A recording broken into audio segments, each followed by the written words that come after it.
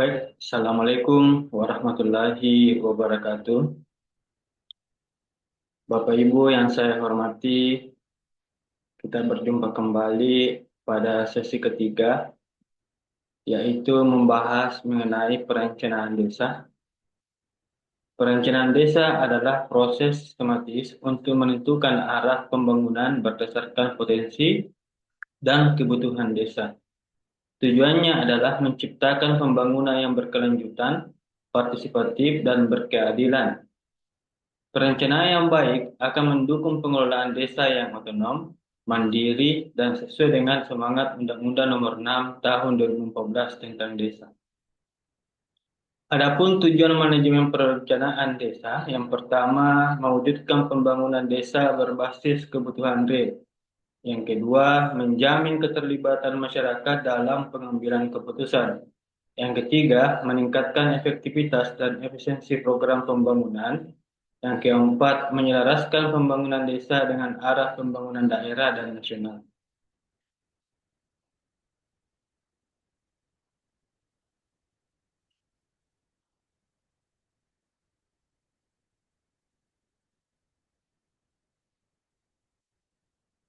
Tujuan manajemen perencanaan desa yang pertama adalah mewujudkan pembangunan desa berbasis kebutuhan real.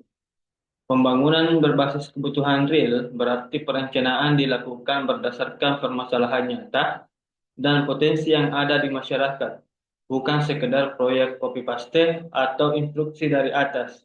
Perencanaan harus dimulai dari penggalian data yang langsung melalui musyawarah, survei, dan kajian sosial ekonomi masyarakat desa. Menurut teori participatory rural appraisal, menekankan bahwa pendekatan yang melibatkan masyarakat untuk mengidentifikasi permasalahan, potensi, dan solusi pembangunan. Kemudian juga teori bottom up. Pembangunan harus dimulai dari bawah masyarakat desa, bukan top down dari pemerintah pusat. Contoh misalnya di desa Patobong, masyarakat menyampaikan bahwa mereka kesulitan mengakses air bersih. Melalui musyawarah dusun dan musrembang desa, prioritas pembangunan difokuskan pada pembangunan sumur bor dan pipanisasi air bersih, bukan membangun taman yang tidak dibutuhkan. Kemudian yang kedua, menjamin keterlibatan masyarakat dalam pengambilan keputusan. Keterlibatan masyarakat berarti masyarakat bukan hanya menjadi objek, tetapi juga subjek dalam perencanaan, mulai dari penyusunan visi, pengumpulan data, pemilihan prioritas kegiatan, hingga evaluasi. Hal ini menciptakan rasa memiliki dan juga tanggung jawab atas program desa. Sesuai dengan teori demokrasi partisipatif, bahwa partisipasi warga negara dalam proses pengambilan keputusan memperkuat legitimasi dan keberhasilan kebijakan. Begitupun dengan pernyataan Arsten Leader of Citizen, menggambarkan tingkat partisipasi masyarakat dari manipulatif hingga partisipasi penuh. Contoh misalnya di desa Wiritasi, pemerintah desa menyelenggarakan musdes khusus perempuan dan pemuda untuk menjaring aspirasi khusus dari kelompok rentan sebelum menyusun RKPDS. Hasilnya, pelatihan keterampilan menjahit untuk ibu-ibu menjadi salah satu prioritas kegiatan desa. Yang ketiga, meningkatkan efektivitas dan efisiensi program pembangunan. Efektivitas berarti program tepat sasaran dan berdampak langsung. Efisiensi berarti program dilaksanakan dengan biaya, waktu, dan sumber daya yang optimal. Ini hanya bisa dicapai jika perencanaan berdasarkan data, partisipasi, dan perhitungan yang matang. Sesuai dengan teori manajemen strategis, Nisberg menyampaikan bahwa efektivitas dicapai ketika ada perencanaan dan terarah berdasarkan data dan analisis lingkungan. Begitupun dengan teori neo-public management, mendorong efisiensi birokrasi dengan prinsip manajemen swasta seperti pengukuran kinerja, akuntabilitas, dan hasil. Contoh misalnya di desa sama Indre, sebelumnya pembangunan jembatan kecil selalu gagal karena hanya dibangun saat musim hujan dan banjir. Setelah melakukan perencanaan matang, berbasis kalender cuaca dan studi teknis, jembatan dibangun di waktu yang tepat dan selesai dalam anggaran yang efektif dan efisien. Kemudian menyelaraskan pembangunan desa dengan arah pembangunan daerah dan nasional. Perencanaan desa tidak berdiri sendiri. Harus ada sinkronisasi dengan kebijakan di tingkat kecamatan, kabupaten, kota, provinsi, hingga nasional, agar tidak tumpang tindih dan justru dapat mengakses data dan program lintas sektor. Teori sistem menyampaikan bahwa desa adalah bagian dari sistem yang lebih besar. Sinkronisasi menciptakan kesinambungan dan efisiensi. Begitu pula dengan teori kelembagaan. Menurutnya bahwa kesesuaian antara regulasi formal RPJMD dan RPJMN dan praktik lokal sangat penting dalam pelaksanaan program pembangunan. Contoh misalnya RPJM desa. Di sebuah desa memasukkan program penurunan stunting karena sesuai dengan prioritas nasional dalam RPJMN.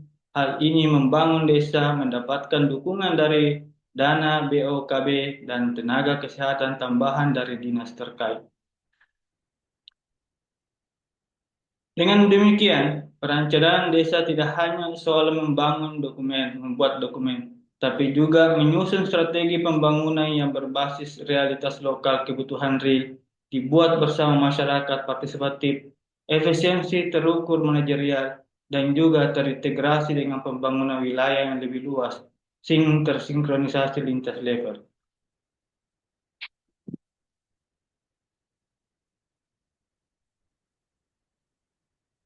Proses penyusunan perencanaan desa. Perencanaan desa merupakan proses sistematis, partisipatif, dan berkelanjutan untuk merumuskan arah pembangunan desa.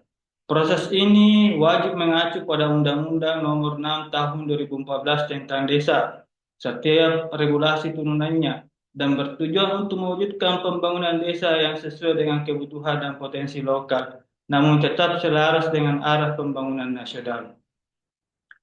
Adapun proses penyusunan perencanaan desa yang pertama adalah musyawarah desa, Pramusdes, merupakan tahapan awal yang dilakukan untuk menampung aspirasi dan gagasan masyarakat dari seluruh dusun atau wilayah administrasi di desa. Ini menjadi ruang demokrasi lokal, tempat warga menyampaikan kebutuhan dan usulan kegiatan pembangunan. Sesuai dengan teori demokrasi partisipatif, bahwasanya proses ini mencerminkan keterlibatan aktif masyarakat dalam pengambilan keputusan publik. Begitupun dengan teori komunikasi pembangunan, musyawarah desa mendorong dialog dua arah antar warga dan pemerintahan desa. Contoh misalnya, warga dusun Lembang menyampaikan aspirasi tentang kebutuhan jembatan penghubung antara dusun karena kesulitan akses ketika musim hujan.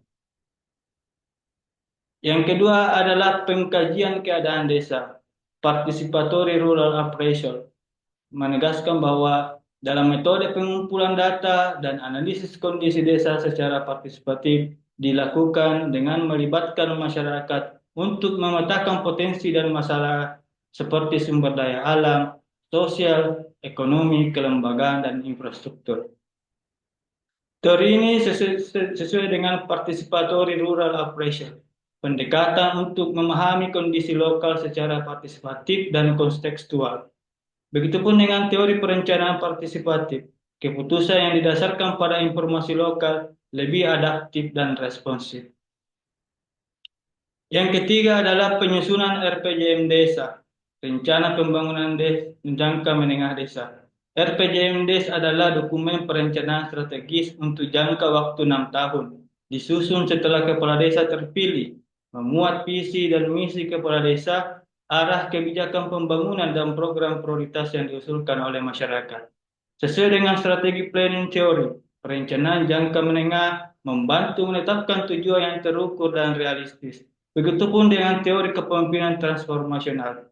Visi kepala desa harus mampu menginspirasi perubahan jangka menengah yang positif. Sesuai dengan contohnya misalnya, RPJM Desa Sukpa membuat program unggulan Sapa Mandiri Pangan berupa pengembangan pertanian organik berbasis lahan pekarangan warga. Selanjutnya adalah yang keempat, penyusunan RKPDS, Rencana Kerja Pemerintahan Desa. Dokumen perencanaan tahunan yang merinci kegiatan, target, dan anggaran yang akan dilaksanakan desa selama 1 tahun, merujuk pada RPJMDes. Ini menjadi acuan utama dalam penyusunan APBDes. Teori efisiensi organisasi, perencanaan tahunan ini memungkinkan desa untuk menyusun program secara lebih detail dan terukur. Begitupun dengan teori public management, bahwa fokus pada hasil outcome dan tata kelola yang efisien dalam pelayanan publik. Yang kelima adalah Musrembang Desa. Musyawarah Perencanaan Pembangunan Desa merupakan forum resmi antara pemerintah desa, BPD, dan masyarakat untuk membahas dan menetapkan program prioritas dari draft LKPDS. Begitupun dengan teori governance kolaboratif. Keterlibatan semua aktor menciptakan kesepakatan kolektif yang lebih kuat. Hal senada juga disampaikan dengan teori deliberatif demokrasi, bahwasanya keputusan publik dihasilkan melalui diskusi yang rasional dan inklusif. Selanjutnya adalah penetapan APBDes, Anggaran Pendapatan dan Belanja Desa. Merupakan finalisasi dari proses perencanaan. APBDes disusun berdasarkan RKPDS dan mencakup pendapatan, belanja, dan pembiayaan desa dalam 1 tahun anggaran. Setelah disahkan melalui peraturan desa, APBDes menjadi dasar hukum pelaksanaan program sesuai dengan teori akuntabilitas fiskal yang mengatakan setiap penggunaan dana publik harus memiliki dasar hukum dan akuntabilitas yang jelas. Begitupun dengan budgeting teori, anggaran mencerminkan kebijakan dan arah pembangunan desa secara konkret. Contoh misalnya, dalam APBDes Desa Polewali tahun 2025 dialokasikan anggaran 200 juta rupiah untuk pembangunan jalan tani dan 50 juta untuk pelatihan pengelolaan BUMDes. Oleh karena itu, proses penyusunan perencanaan desa bersifat siklus tahunan dan 6 tahunan. Setiap tahap harus melibatkan masyarakat berdasarkan analisis yang tepat dan terintegrasi dengan kebijakan di atasnya. Jika dijalankan secara benar, proses ini akan melahirkan program pembangunan desa yang pertama pasti tepat sasaran, diterima masyarakat, didukung anggaran, sinkron dengan pembangunan daerah dan juga nasional. Sebagai penutup, manajemen perencanaan desa yang efektif adalah kunci bagi pembangunan desa yang adil, partisipatif, dan berkelanjutan. Proses perencanaan harus didukung oleh teori dan prinsip yang kuat, serta memperhatikan hubungan harmonis dengan pemerintahan supradesa dengan memperkuat peran masyarakat dan kapasitas pemerintahan desa. Cita-cita desa mandiri dan sejahtera bukan hal yang mustahil. Terima kasih. Assalamualaikum warahmatullahi wabarakatuh.